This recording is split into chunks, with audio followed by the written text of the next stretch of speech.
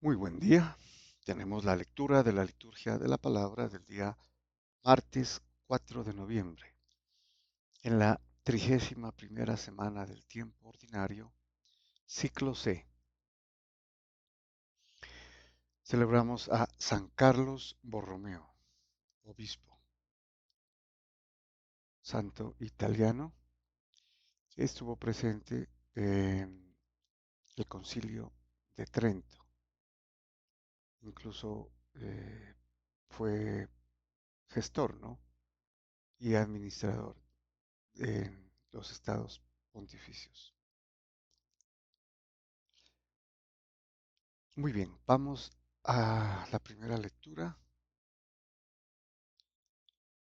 Continuamos con la carta del apóstol San Pablo a los Romanos, capítulo 12, versículos del 5 al 16, parte A. Muy bien, nos dice San Pablo: Hermanos, nosotros, siendo muchos, somos un solo cuerpo en Cristo, pero cada cual existe en relación con los otros miembros. Bueno, aquí amerita una observación importante, ¿no?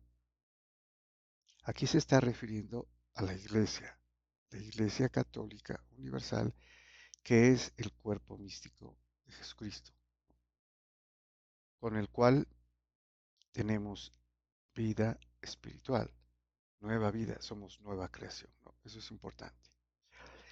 Y lo otro es que utiliza la figura del cuerpo aquí, ¿no? Para destacar el hecho de que hay una unidad, un solo cuerpo. Y también ese cuerpo tiene miembros, ¿no? Que somos nosotros, y que también tenemos relación entre los miembros, como sucede en el ámbito natural, ¿no? Bueno, y continúa. Teniendo dones diferentes, según la gracia que se nos ha dado, deben ejercerse así. La profecía, de acuerdo con la regla de la fe, el servicio, destacándose a servir, el que enseña aplicándose a la enseñanza, el que exhorta ocupándose en la exhortación, el que se dedica a distribuir los bienes, hágalo con generosidad, el que preside con solicitud, el que hace obras de misericordia con gusto. Bueno, entonces esta alegoría o figura o metáfora del cuerpo continúa desarrollándose en las funciones de los miembros, ¿no? Así como hay miembros que realizan tareas diferentes, específicas, pero complementarias, ¿no? Como una armonía de todo el cuerpo. Así establece que hay también dones, ¿no? Para los miembros de ese cuerpo, que son el de profecía, el del servicio o el ministerio, eh, el de la exhortación o predicación, el de la distribución de los bienes, que correspondía a los diáconos en ese tiempo, eh, el que preside con solicitud, ¿no? Y el que hace obras de misericordia con gusto, con alegría. Bueno, y continúa. Que el amor de ustedes no sea fingido, aborreciendo lo malo, apéguense a lo bueno. Ámense cordialmente unos a otros, que cada cual estime a los otros más que a sí mismo. En la actividad no sean negligentes. En el espíritu manténganse fervorosos, sirviendo constantemente al Señor. Entonces, estas actividades de los miembros que San Pablo ha eh, descrito en algunos eh, ejemplos, ¿no? como el de la profecía, de la enseñanza, el de la predicación. Se hace por amor y con amor. Es importante destacar, dice, que hay que ser en la actividad, ¿no? En la actividad no sean negligentes, o sea, sean cuidadosos, ¿no? Sean eh, activos, comprometidos en la actividad, en el desempeño de sus funciones.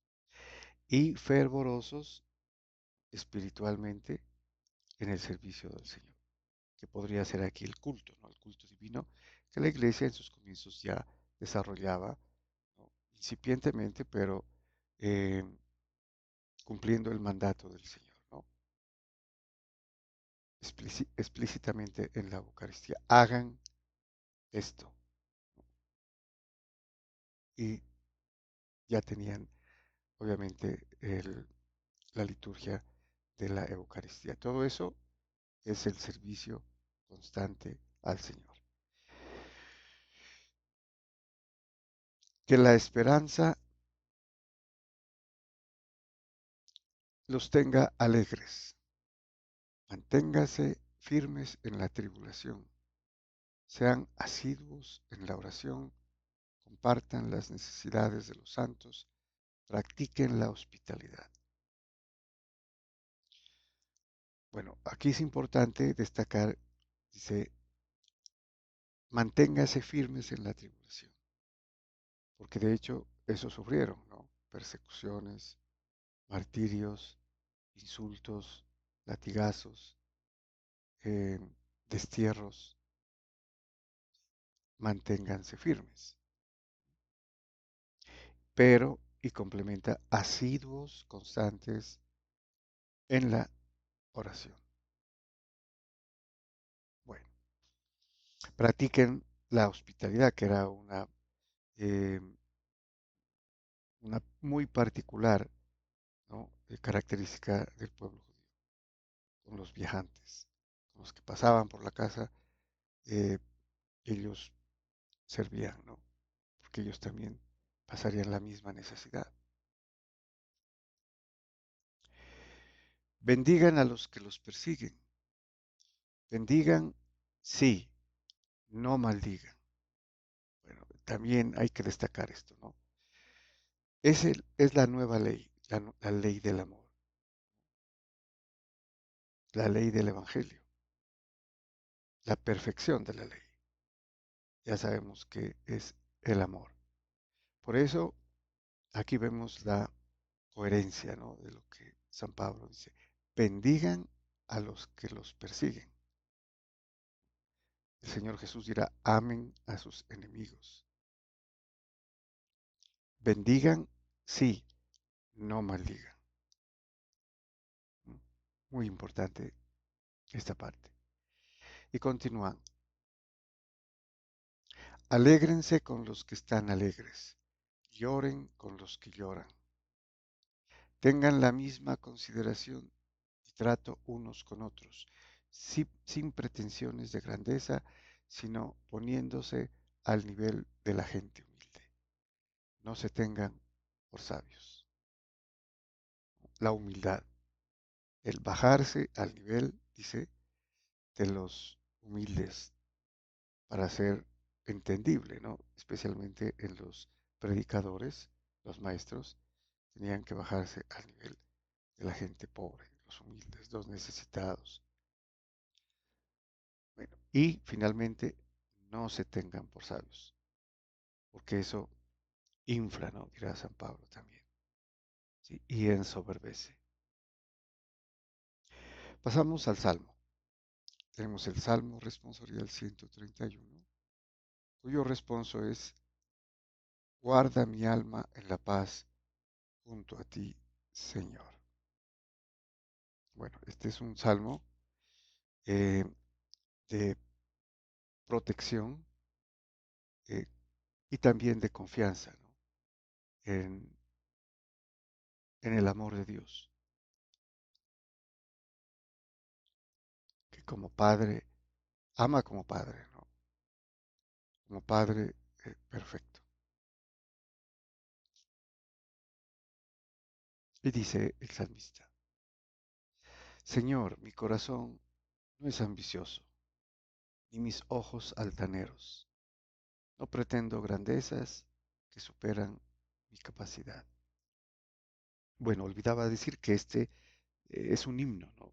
Litúrgico, se cantaba, obviamente, ¿no? Y como dije al principio, destaca, ¿no?, la bondad del Señor. Aquí el salmista se humilla, ¿no? Y dice, no pretendo grandezas materiales, ¿no?, que tal vez superen mi capacidad y que posiblemente sean eh, un pretexto para perderme, ¿no?, para irme a lo material. Lo dice el salmista en forma honesta. Y continúa, sino que acallo y modero mis deseos, como un niño en brazos de su madre, como un niño saciado, así está mi alma dentro de mí. Bueno, hermosísima este versículo porque eh, es una alusión al amor maternal del Señor, Dios. Habíamos dicho, el Señor ama perfectamente como un Padre perfecto. Pero aquí está la evidencia de que también se refiere a ese amor de Dios en el aspecto maternal. Y por eso dice el salmista, como un niño en brazos de su madre. En muchas ocasiones dirá de- del amor del Padre. Pero aquí compara el amor de Dios como el de una madre, como un niño saciado. Así está mi alma dentro de mí, como el niño que amamanta o que toma la leche de su madre, se alimenta. Muy bien, y pasamos al Evangelio. Tenemos el Evangelio. Continuamos con el desarrollo del Evangelio según San Lucas, capítulo 14, versículos del 15 al 24. Su título temático, Sal por los caminos y senderos e insísteles hasta que entren y se llene mi casa. Bueno, este pasaje es continuación del anterior, ¿no? Estamos en el contexto de un banquete al que el Señor Jesús ha sido invitado y ha enseñado, ¿no?, en términos de qué debe ser un banquete. Y aquí, obviamente, el banquete referido es el banquete del reino. Y así lo van a entender los judíos en una parte, ¿no? Porque eso esperaban los judíos, ¿no? El reino de David. Y entonces todos era participar de la mesa del rey David, del banquete. Y quienes se sentaban con el rey eran privilegiados. Y eso es lo que buscaban, ¿no?, los judíos. Bueno, pues sin conocer de que el reino se trataba del reino celestial del cielo, no terrestre. Bueno, nos dice entonces San Lucas. En aquel tiempo uno de los comensales dijo a Jesús, Bienaventurado el que coma en el reino de Dios. O sea, ¿no?, les había explicado que cuando ellos hagan o den un convite o una cena o un banquete, inviten a los pobres, a los humildes, a los enfermos, porque ellos no tienen cómo pagarle y devolverle. Les pagará, dice, en el cielo, ¿no?, en el reino de los justos. Y al mencionar esta parte, que es la lectura anterior, entonces los judíos entendieron, ¿no?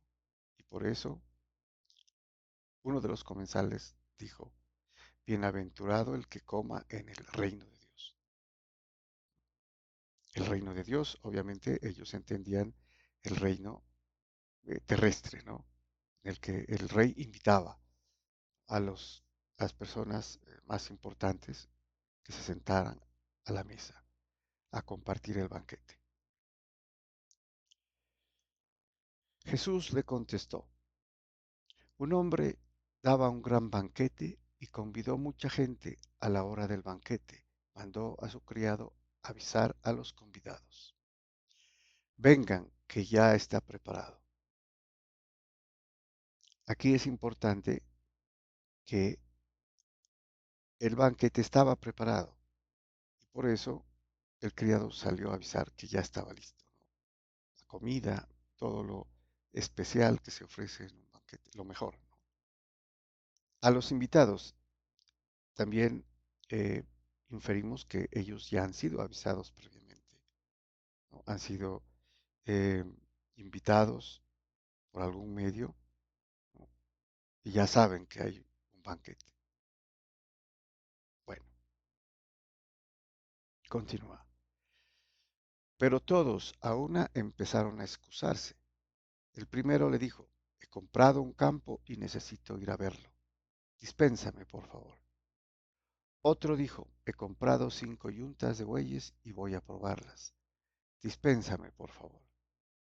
Otro dijo: me acabo de casar y por ello no puedo ir. Bueno, o sea, estas excusas, que posiblemente sean excusas, ¿no? O si no son excusas, era algo muy, eh, mm, muy sutil o no tan importante, ¿no? Comparado con el banquete en el reino, pero despreciaron entonces. Y obviamente aquí se está refiriendo a las autoridades religiosas del judaísmo, a los fariseos, a los doctores de la ley, a los legistas, a los escribas. Bueno, entonces se excusaron. De alguna manera podríamos decir despreciaron el banquete. El criado volvió a contárselo a su señor. Entonces el dueño de casa, indignado, dijo a su criado: sal a prisa a las plazas y calles de la ciudad y tráete aquí a los pobres, a los lisiados, a los ciegos y a los cojos. Bueno, estamos hablando del pueblo judío aquí, ¿no? Entonces, los principales se excusaron y, como decíamos, despreciaron, ¿no?, la invitación. Entonces se va a los pobres, a los humildes, a los enfermos, a los ciegos, a los cojos, que son los preferidos del Señor, ¿no? Porque no anhelan lo material, sino están siempre enfocados en Dios, ¿no? ¿Quién les puede ayudar? Bueno, el criado dijo: Señor, se ha hecho lo que mandaste y todavía queda sitio. Entonces están allí ya, ¿no? Los humildes, los pobres que ha encontrado en la ciudad. Y podemos asumir también aquí que ellos no pusieron ningún problema, ¿no? Ninguna excusa. Fueron a la invitación y tal vez no la esperaban, ¿no? Que los invitados eran otros, eran los principales jefes religiosos judíos. Entonces el Señor dijo al criado: sal por los caminos y senderos e insísteles hasta que entren y se llene mi casa. Aquí están los gentiles, aquí están representados en esta alegoría hermosa, están representados los paganos, ¿no? Todos los pueblos, porque eran los que pasaban por los caminos, tenían que pasar, ¿no? Y de alguna manera eh, tenían que atravesar Judea, ¿no?, provenientes de otras latitudes, de otros pueblos, de otras naciones. Y dice: e insísteles que entren y se llene mi casa. Y les digo que ninguno de aquellos convidados probará mi banquete. Aquí se refería a los invitados primeros, a los judíos, que despreciaron y pusieron alguna excusa, ¿no? Ninguno de ellos convidados probará mi banquete.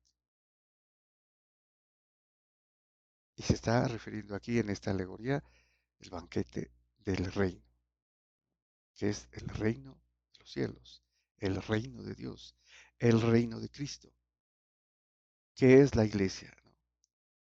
Sí, en la parte ya completa del cielo.